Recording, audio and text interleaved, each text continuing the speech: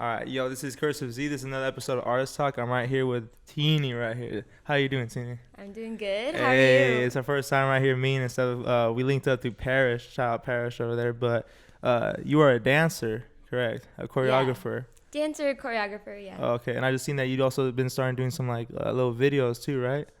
Yeah, I mean, those kind of go hand in hand with the videos. Yeah. Like, you want to just put your content out there, Yeah. whether it's my pieces or other people's, so. Have you ever? When did you start dancing? Let's start off with there. When did you start dancing? Sure. I started dancing when I was 8. Okay. Yeah, just for, like, something for fun. Me and my sister, we just wanted to do something after school, and we got these little flyers from this organization called Young Champions of America. And there was 4 options. There was cheerleading, soccer, karate, and then hip hop. And we were like, oh, hip hop. I want to look like that little guy on his head or whatever. So yeah, we started going to those classes, and from the jump, I fell in love with it. Like, I've never done any other sport, any other hobby. I probably should dive into other things, but I just, it's just what I feel more natural. So how long? You said so from 8. Okay, right when you did that, you was doing that. You said it was like a little like after school thing. How long was that going for? Yeah, I did that for 8 until about high school. Okay. So maybe like 12, 13. And then after that, I joined a competition team, and it was the same coach that taught me when I was 8 to 12. She started a team, a crew, and we did competitions. Like, we went to Vegas. We did Hall of Fame, Celebrity, Hip Hop International. That's like a really big one. And then from there, when I got into high school, I had to quit the team just because of like money and things like that. So I just started dancing in school at the dance program, and that's when I started diving into other styles like jazz, contemporary, ballet, things like that. So I didn't really focus on the hip hop too much. But then when I got to college, I joined a team there, and now I've just been thriving off of that.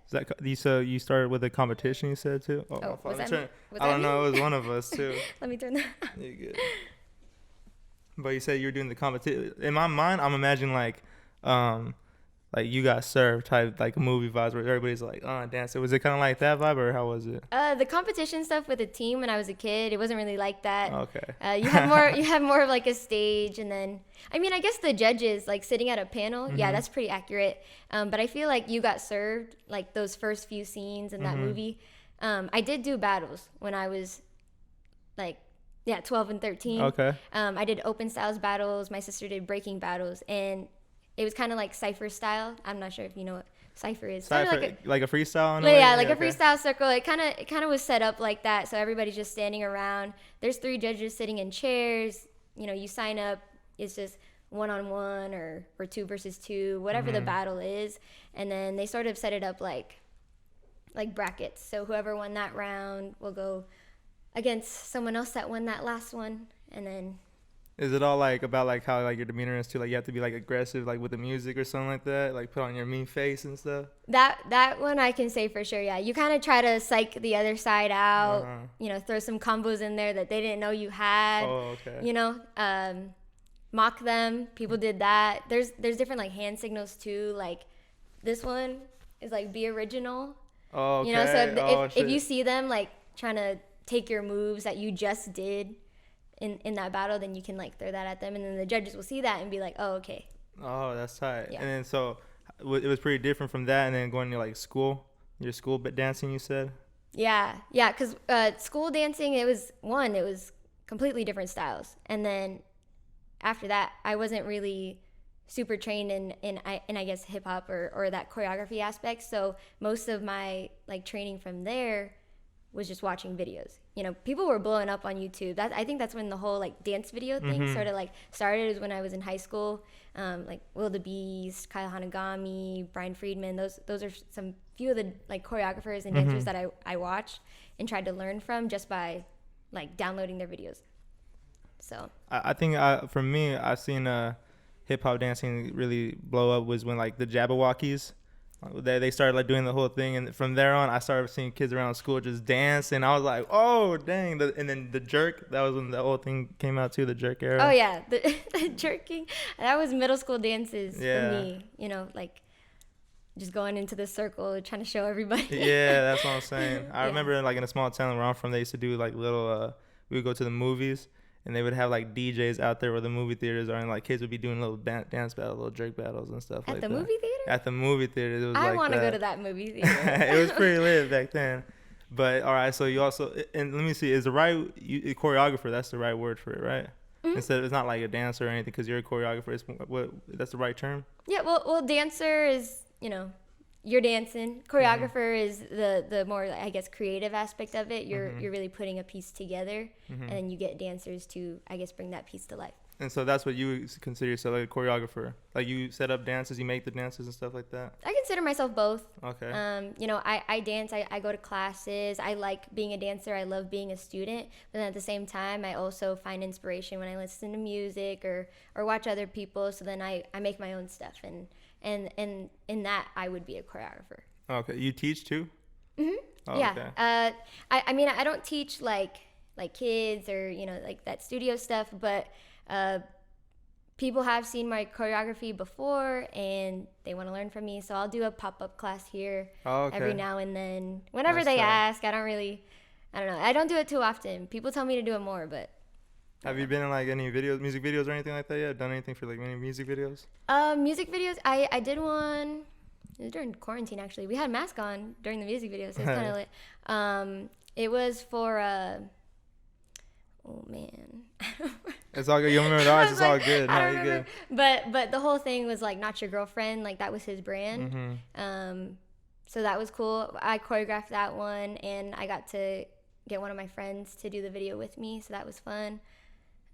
Is it more? Are they mainly set up for like competitions and stuff like that? The choreography dances and stuff like that, or how does it usually go when you're like making one? No. So when I'm choreographing a piece, it really depends on the song, on what I want it, I guess, like the purpose to be. I mean, there's definitely choreographers for teams, for competitions and things like that. But a choreographer could be somebody just like creating a dance to post, or creating a dance to, I don't know, just do anywhere. Yeah. So like, I guess the definition of a choreographer would just be like someone that puts a piece together to a song for a purpose. Oh, okay, yeah, I feel it. It makes a good sense. How's COVID been for like the whole dancing and stuff like that? How's that been treating y'all, the whole scene and everything? It's been tough. I mean, like, because before COVID, we would all go to our classes. It'd be normal. Classes would be packed. We'd be squished in there. Auditions even for certain things. Like, that's completely different now. Because with COVID, we can only have like a certain amount of people in a studio. And we all have to have our mask on. Or when dance studios weren't allowed to be open at all, we had to just learn off Instagram. People were people were hosting classes on their like IG lives or on Zoom, and like saying, hey, send me $15 and we'll get a class together on Zoom. And it was so tough, me just dancing in my living room. Nobody's hyping me up. Nobody's there to be like, hey, go. Yeah. You need the A's, huh? Right? Yeah. You need the energy. And that's definitely like, it was really like wearing down on me. There's a whole section on my Instagram that's all living room videos, iPhone videos. Yeah. But I mean, at least we had that. Like, thank goodness for that IG stuff and technology nowadays during this time. But definitely miss like the vibe. How do you feel about like the whole like TikTok dancing? Is that like real dancing? The whole like, I don't know how they be doing it, but I've been seeing some people do the TikTok dancing. How do you feel about that? So it was cool at first. I was like, okay, this is a little fun thing. People learn dances. It's funny, right? But then I was just like, okay, these aren't like, I don't want people to watch those videos and think this is dancing. Yeah. Because it's not. Yeah. They're fun. I did some with my mom. They're for people that like that aren't trained and whatever. But I also just don't want people to overlook the people on TikTok that are actually dancers. Because dancers, we can do the TikTok moves, but not every TikToker can dance. Most so definitely. Let's not get it twisted. Yeah, and you were saying you also did like ballet, right? That was type of. More or less. I never went on point because I was never like technically trained there. But like jazz, contemporary, Jazz like contemporary. the turns and the leaps and the Oh, okay. pointed toes. Yeah. I feel it. So do you be watching a lot of like dance movies and like little musicals and be like critiquing stuff like, oh, look how they're doing that? I do like dance movies and dance shows. I really do. Obviously the Step Up series was like groundbreaking for me as a kid, especially. Even High School Musical, we're all in this. Yeah, hey, shout out to together. those movies for real. Right.